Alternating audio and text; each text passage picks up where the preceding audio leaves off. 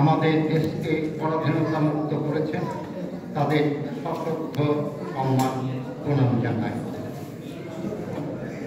পরে যে সংবিধান আমাদের জাতিকে এক সূত্রে বেঁধেছে, সেই সংবিধানের প্রতি পূর্ণ সম্মান জানিয়ে আজকের এই দিনে এই কলেজ থেকে বেরিয়ে যাওয়া ছেলে মেয়েদেরও এক সূত্রে গঠিত করার যে প্রয়াস এই কলেজের প্রাক্তনীরা নিয়েছেন, তাদেরও অসংখ্য ধন্যবাদ। সঙ্গে আমি এই কলেজের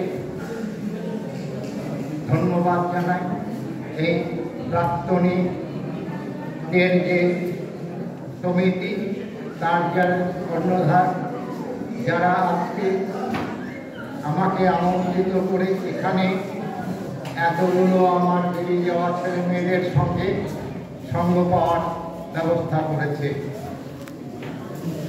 আর এখানে এই কলেজের শিক্ষক শিক্ষাকর্মী সঙ্গে অভিভাবকরা উপস্থিত রয়েছে, বাচ্চারা উপস্থিত রয়েছে, তাদের শুভেচ্ছা জানাই। আর আমি আমাদের দলে মানে এই কলেজ থেকে অবসর নিয়েছি এরকম উপস্থিত রয়েছে আমাদের ভাষারাশি, আমাদের পলিটিক্যাল সায়েন্সের চান্দিহার বেগম, তাদেরও আমার শুভেচ্ছা জানিয়ে আমি আর এই কলেজের প্রাক্তন ছাত্রছাত্রীদেরও আমার অসংখ্য শুভেচ্ছা জানিয়ে আমি দু একটা কথা বলি।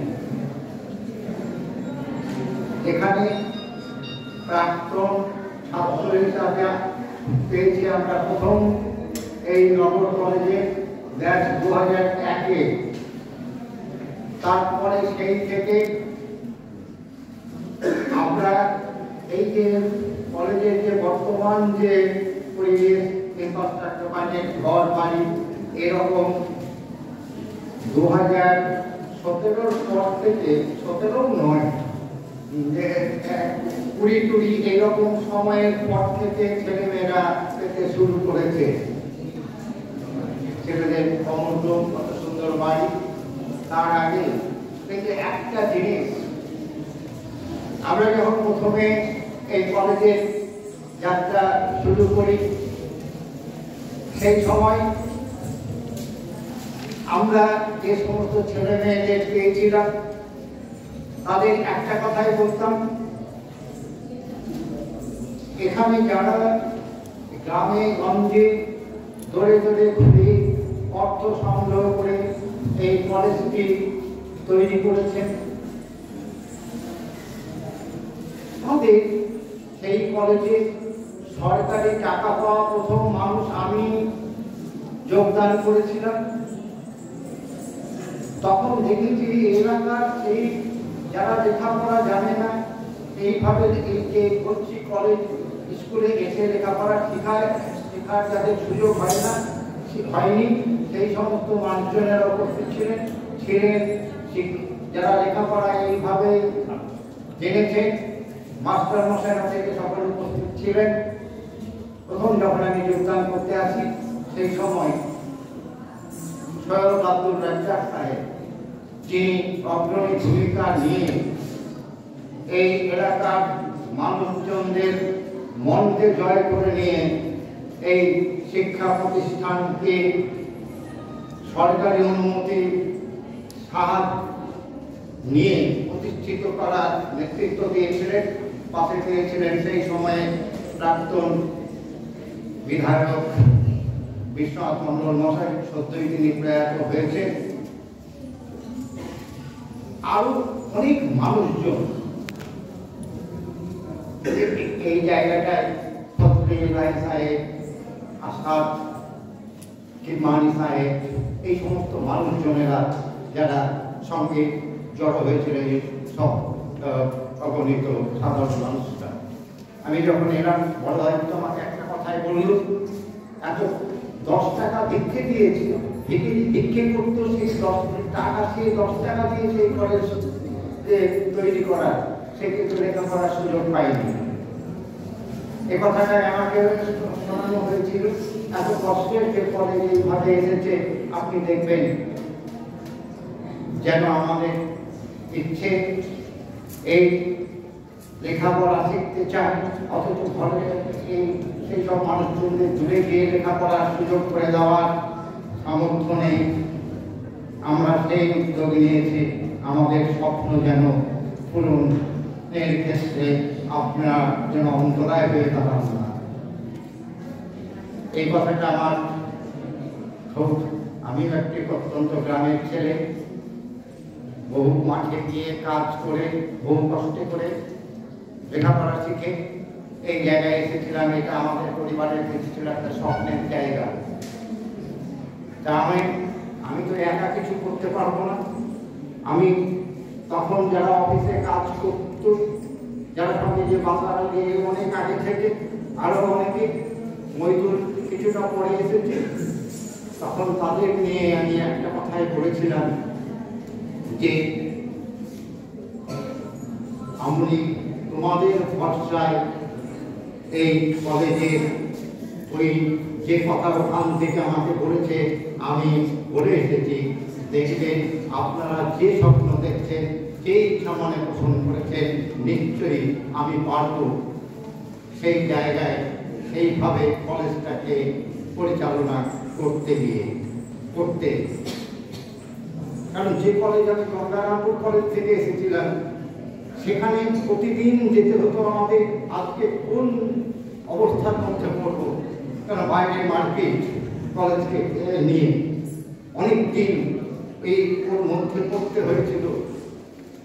কাজে সেই অভিজ্ঞতা ছিল যে সেইটাকে, যে ভুক্তভোগী সেইটাকে নিয়ে যখন এই কলেজে এসেছি, আমাকে 1 বছর সময় লেগেছিল যে এই এত বাইরের পরিবেশ এবং ছাত্ররা এত ভালো। ছাত্রদের যখন আমি এই কথা বলেছিলাম, বাবা আমি একা মানুষ, আমি কিন্তু তোমাদের কাছ থেকে আমার কাছে পাবো, এই কথা তোমরাই আমার বিরাট বল, শক্তি, সেই তোমাদের শক্তিতে বলিয়ান হয়ে আমি কিন্তু সেখানে বলে এসেছি যে আমি পারবো। কাজে তোমরা প্রথম দিকের ছেলে, তোমরা যেভাবে পথ দেখাবে, পরবর্তী যারা আসবে তারা নিশ্চয়ই কলেজটাকে সেই দিকেই এগিয়ে নিয়ে যাবে। আমার ছেলেমেয়েরা সেই সময়ে আমার এই কথা শুনেছিল। কারণ ভাবা যায় এখনো পর্যন্ত সেই ধারা বহন করেই চলছে। কলেজে, অন্যান্য কলেজগুলোয় দেখবে ছাত্রদের নিয়ে তারা ব্যস্ত থাকতে হচ্ছে। যে সমস্ত কাজগুলো ছাত্রদের কাছ থেকে প্রতিষ্ঠানকে এগিয়ে নিয়ে যাবে না, তাদের ব্যক্তি জীবনের কোনো উন্নয়ন ঘটবে না, সমাজের কোনো উন্নয়ন ঘটবে না, সেই কাজে মুষ্টিমেয়কে খুব সকলে থাকে না, কিছু ছাত্র থাকে, তারা সেইভাবে অস্থির করে তোলে। কিন্তু নগর কলেজ এমনই কলেজ, সেই সময় একথা যেমন ছাত্ররা বুঝেছিল, সেই সঙ্গে যাদের দিকে আমরা সঙ্গে পেয়েছিলাম, হায়দার মুমিন, আফার আলী, বিনয় ইত্যাদি, সত্য, সেলিম টেলিম ইত্যাদি কলেজে তোমরা এখন যাদের পাচ্ছ, তাদের নিয়েও বসেও আমরা বলেছিলাম যে ভেতরের ব্যাপারগুলো যদি আমরা একত্রিত হয়ে, ভিতরের শক্তিকে যদি আমরা একত্রিত করতে না পারি, আমরা যদি একমুখী না হই, আমি যদি এই চেয়ারে, তোমরা সকলেই উচ্চশিক্ষায় শিক্ষিত হয়ে এখানে এসেছো, মাস্টারমশাইদেরও একই কথা বলেছিলাম যে আমরা যদি ভেতরে সকলে এক পরিবারের এইভাবে যদি আমরা নিজেদেরকে তৈরি না করতে পারি, ভেতরে যদি আমাদের ভেতরে গণ্ডগোল থাকে, তাহলে সেই গণ্ডগোলের জায়গা থেকে আমি কি করে ছেলে মেয়েদের কাছ থেকে চাইবো একটা সুশৃঙ্খল একটা প্রতিষ্ঠানকে এগিয়ে নিয়ে যাবে, সেই সমস্ত কথা বলতে। এই কথাগুলো সেখানে আমরা সকলে একসঙ্গে বসে এরকম একটা জায়গায় আসতে পেরেছিলাম বলে এই কলেজে আজকে তোমাদের বলছি এই কারণে কথাগুলো বলতে গিয়ে একটু সময় হয়তো বেশি আমি বলে ফেলব। এই অফিসে যারা আছে প্রথম যখন এই সমস্ত কম্পিউটার ইত্যাদি জায়গায় এলো, এই আশেপাশে কলেজগুলো প্রচুর টাকা পয়সা, যে কলেজ থেকে যে ছাত্রদের কাছ থেকে যে টাকা পয়সা আছে সেই টাকাগুলো বাইরে দিয়ে সেই সমস্ত কাজ করে অনলাইনে ভর্তি থেকে আরম্ভ করে এই সমস্ত কাজকর্ম করে। কিন্তু এই কলেজে এই মহিদুলের নেতৃত্বে তারা পুরো দায়িত্ব দিয়ে না, আমরা ভেতর থেকেই করব, সে রাত্রি নেই দিন নেই সময় নেই, এইভাবে কলেজটাকে তারা দেখেছে, সেই জায়গায় কলেজটাকে এভাবে নিয়ে এসেছে। এই এখন সুন্দর তোমরা যারা ওই বললাম 2020 আগে ছেলেদের মেয়েদের কাছে একটা স্বপ্নের মতো জায়গায় একটা কি নেই কলেজে।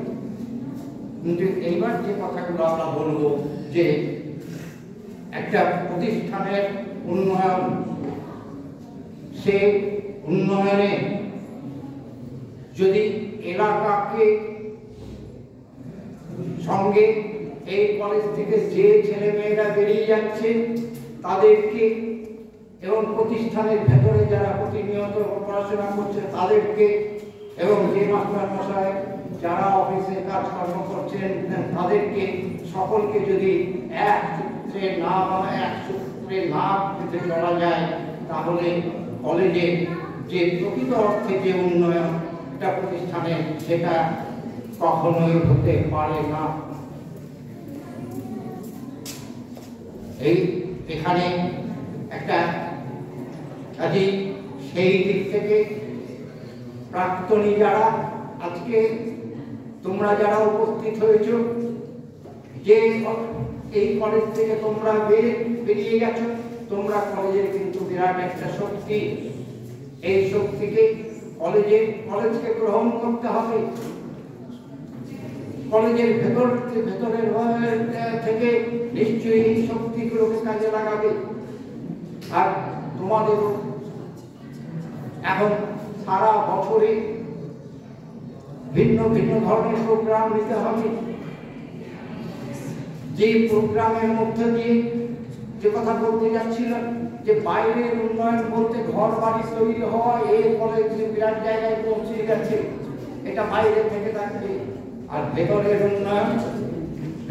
উন্নয়ন আসল উন্নয়ন, যে উদ্দেশ্য নিয়ে এই কলেজটা প্রতিষ্ঠিত হয়েছে, এখান থেকে ছেলে মেয়েরা লেখাপড়া শিখুক, উচ্চ শিক্ষায় শিক্ষিত হোক, সে নিজেকে আলোকিত করুক, তার বাড়ির যে বর্তমান যে অবস্থা সেই অবস্থার উন্নয়নের পরিবর্তন নিয়ে আসুক, সমাজের পরিবর্তন নিয়ে আসুক, দেশের পরিবর্তন নিয়ে আসুক। এই যে বড় দায়িত্ব, এই জায়গা থেকে যে শিক্ষা তোমরা নিয়ে বেরিয়ে গেছো, এখন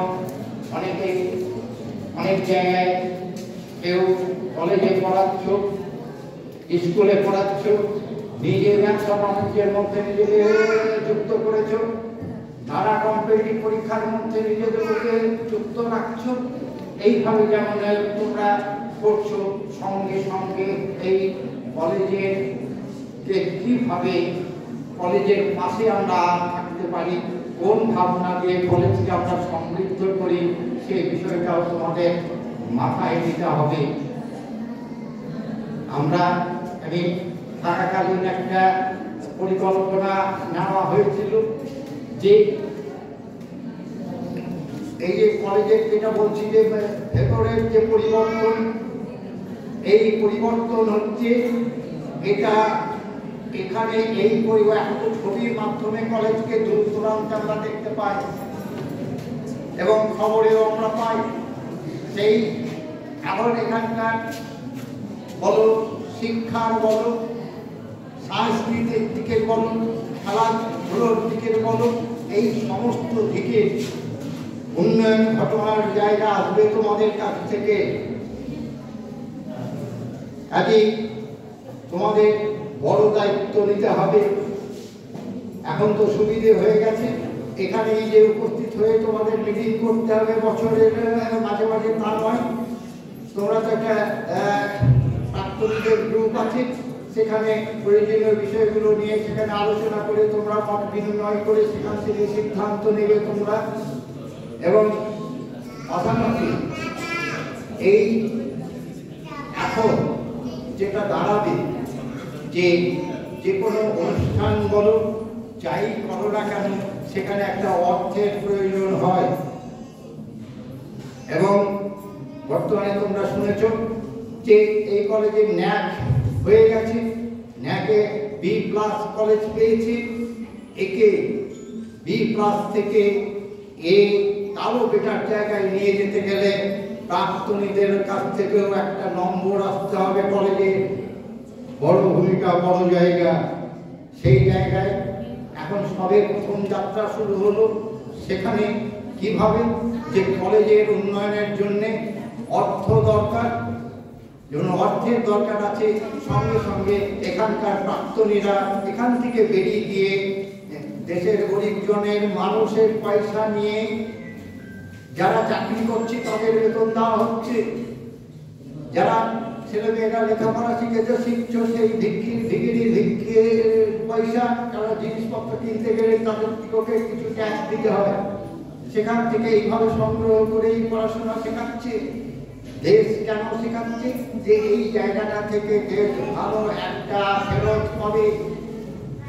সেই ভালো ফেরত দেওয়ার জায়গাটাকে তোমাদের কাছ থেকে নিয়ে আসতে হবে, যে তার জন্য যে সমস্ত পরিকল্পনা তোমাদেরকে নিতে হবে, সেগুলো তোমাদের মাথায় থেকেই বেরিয়ে আসবে, বের করে আনতে হবে। যে নগর কলেজ শুধুমাত্র এখান থেকে পাস করে বেরিয়ে গিয়ে নিজের মধ্যেই রাখেনি, কলেজকে সকলের জায়গায় আনার জন্য যারা এখান থেকে বেরিয়ে যাচ্ছে তারাও সুন্দর সুন্দর প্রোগ্রাম নিচ্ছে। এখন প্রচুর ছেলেমেয়ে প্রত্যেকটা গ্রামেই দেখবে বর্তমানে যারা পড়াশোনা করছে এবং কলেজ থেকে বেরিয়ে গেছে তারা সংখ্যায় অনেক অনেক হয়ে গেছে। কলেজের NSS যেমন রেগুলার নিয়মে ভেতর থেকে কাজ করবে, সেই রকম যারা বেরিয়ে গেছে, প্রেসিডেন্ট সাহেব আপনি আপনার জন্য